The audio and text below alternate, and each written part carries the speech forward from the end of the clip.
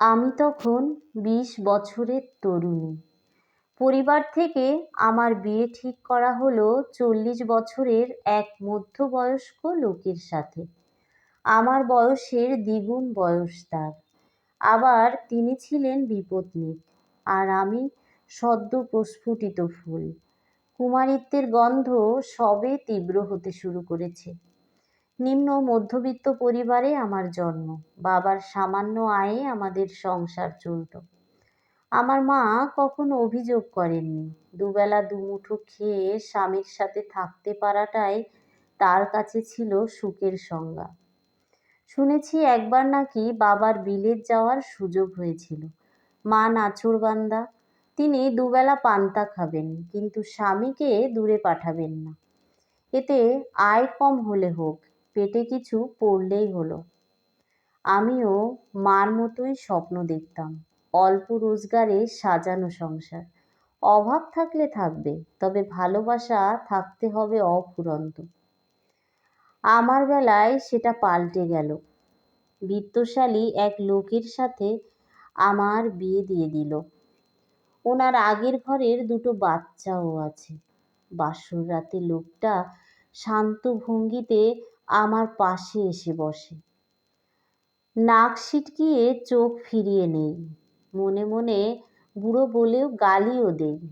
বিষয়টা বুঝতে পেরে উনি বলেন, আমি জানি আমাকে তোমার পছন্দ হয়নি। আমার রঞ্জনের জন্য আমি বিয়েটা করিনি।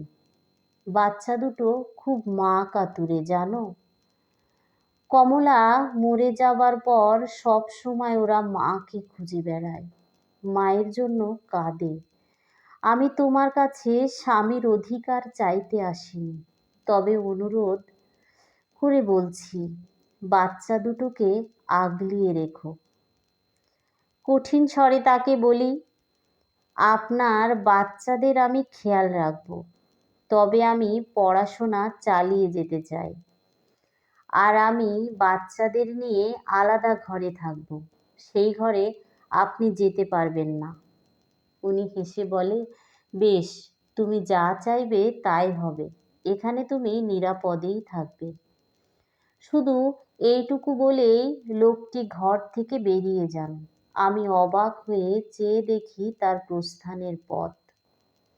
বুড়োকে আমার সহ্য হতো না ঠিক, তবে তার বাচ্চা দুটো খুব দ্রুত আমার মনে বিশাল আকারে জায়গা করে নেয়।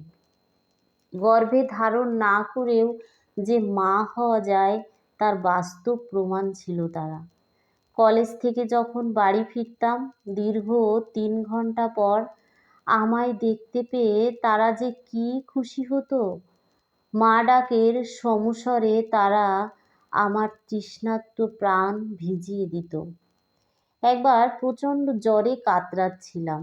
বুড়ো খুব উসখুস করছিল। অস্থিরতা নিয়ে আমার ঘরের দরজার সামনে অনবরত পায়চারি করছিল। তার ভেতরে ঢোকা বারণ। বাচ্চা দুটোর একজনের হাতে ওষুধ, আরেকজনের হাতে জল ভর্তি বাটি দিয়ে ফিসফিস করে বলেছিল, মার জ্বর হয়েছে, মাকে ওষুধ খাইয়ে জলপটি দিয়ে দাও, যাও। বাধ্য ছেলেমেয়ের মতো তারা আমার মাথায় জলপটি দিয়ে দিয়েছিল। গুটি গুটি হাত জোড়ায় ভাত মেখে আমায় খাইয়ে দিয়েছিল। আর বুড়ো দরজার সামনে দাঁড়িয়ে অপেক্ষা করছিল। হয়তো ভাবছিল, কখন উপর মহল থেকে অনুমতি প্রদান করা হবে, ভেতরে আসতে পারেন। বুড়োর ঘর পেরিয়ে আমাকে রান্নাঘরে যেতে হতো। প্রায় সময়ই দেখতাম তিনি তার প্রথম স্ত্রীর ছবির সামনে পাথরের মতো দাঁড়িয়ে আছেন, হাত দিয়ে ছুঁয়ে দেখছেন। প্রথম দিকে বিষয়টা ভালো লাগলেও পরের দিকে খুব রাগ হতো। কেন হতো বুঝতে পারতাম না। পূজার আগের দিন আমি রান্নাঘরে পায়েস রান্না করছিলাম। বাচ্চা দুটো বায়না করেছে তারা গুড়ের পায়েস খাবে। আমিও উৎফুল্ল মনে বাচ্চাদের জন্য রান্না করছি। এমন সময় মানুষটা রান্নাঘরের সামনে এসে দাঁড়ালো, হাতে বেশ বড়সড় বাদামি রঙের একটা প্যাকেট। উনি সামান্য ঝেড়ে কেশে বললেন, এটা তোমার জন্য। আমি বললাম, এতে কি আছে? সে বলল, কাজ শেষ করে খুলে দেখো, আশা করি তোমার পছন্দ হবে। এই টেবিলের উপর প্যাকেটটা রেখে গেলাম। উনি চলে গেলেন। আমি রান্না শেষ করে প্যাকেট হাতে নিজের ঘরে চলে এলাম। খুলে দেখি খুব দামি একখানা শাড়ি, সাথে একখানা চিরকুটও আছে। তাতে লেখা, তোমায় নীল আর সাদায় বেশ মানাবে। জানি আমার জোর করার অধিকার নেই, তবু আগামীকাল শাড়িটা পরলে খুব খুশি হব। শাড়িটা আমার পছন্দ হয়নি, কিন্তু চিরকুটের কথাগুলো আমায় বাধ্য করেছিল পুজোর দিন শাড়িটা পরতে। বুড়ো সেদিন গভীর চোখে আমার দিকে তাকিয়েছিল। অনেকবার চোখে চোখ পড়েছে। লজ্জায় সে অন্যদিকে চোখ ফিরিয়ে নিয়েছে ঠিকই, কিন্তু পুনরায় তাকানোর লোভ উপেক্ষা করতে পারেনি। প্রতিদিন গভীর রাত পর্যন্ত লোকটির চিলেকোঠার ঘরের টেবিল ল্যাম্প জ্বলত। ধূসর রঙের একটা ডায়েরির উপর সে মুখ থুবড়ে পড়ে থাকত।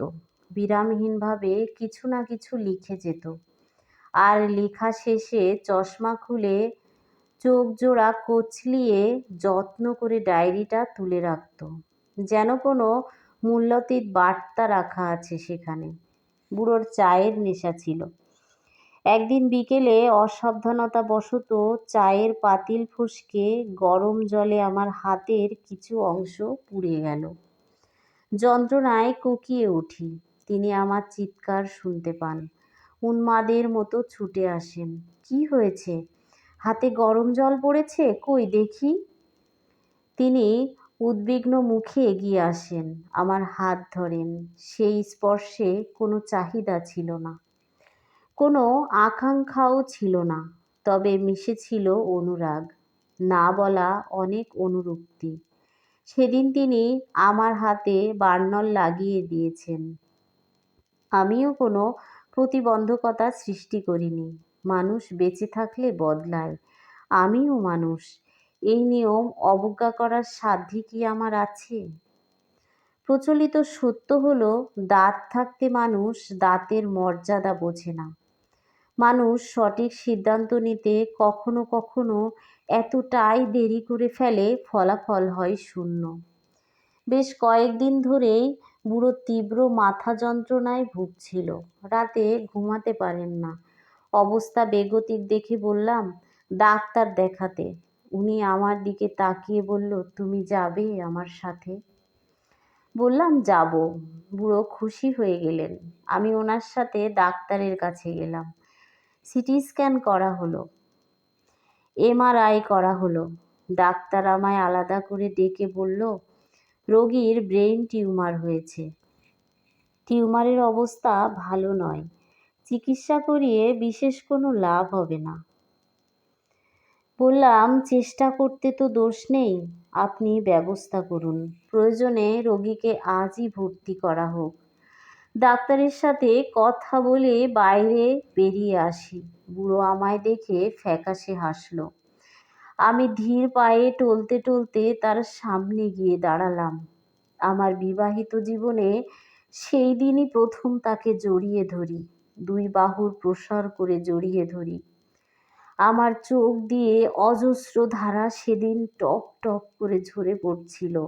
ডাক্তারের সকল চেষ্টা আর আমার প্রার্থনা দুটোই বিফলে যায়। শাস্তিস্বরূপ উপরওয়ালা বুড়োকে আমার কাছ থেকে কেড়ে নেয়। সেদিন আকাশে শ্রাবণের মেঘ ছিল, শঙ্খচিল ডানা ঝাপটে উড়ে বেড়াচ্ছিল নীলে। মেঘের ফাঁকে উঁকি দেওয়া রোদের তীব্রতা ছিল না। বুড়োর চিলেকোঠার ঘরের জানালা খোলা ছিল। বাতাসের তীব্রতায় খুলে গেছিল ডায়েরির পাতা। সেটি হাতে নিয়ে আমি পড়তে শুরু করি। পড়তে পড়তে আমার চোখ ঝাপসা হয়ে আসে।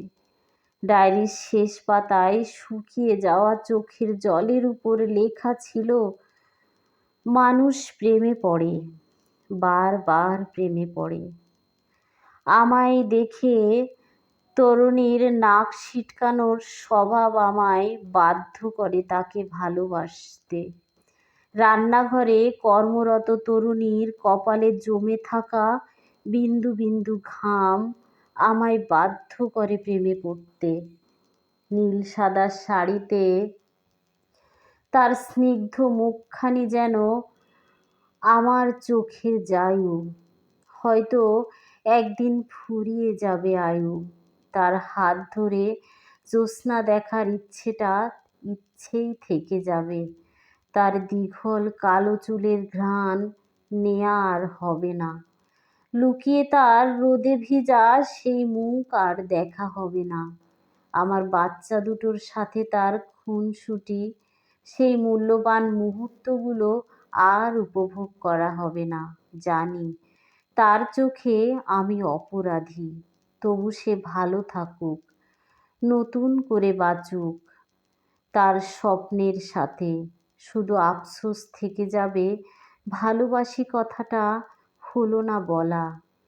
আকাশ কাঁপিয়ে সেদিন আরো একবার কেঁদেছিলাম, চিৎকার করে বলেছিলাম, আর বুড়ো বলবো না তোমায়, শুধু একবার ফিরে এসো, একবার সুযোগ দাও ভালোবাসার। সে আর ফিরে আসেনি। মৃত মানুষ কখনো ফিরে আসে না।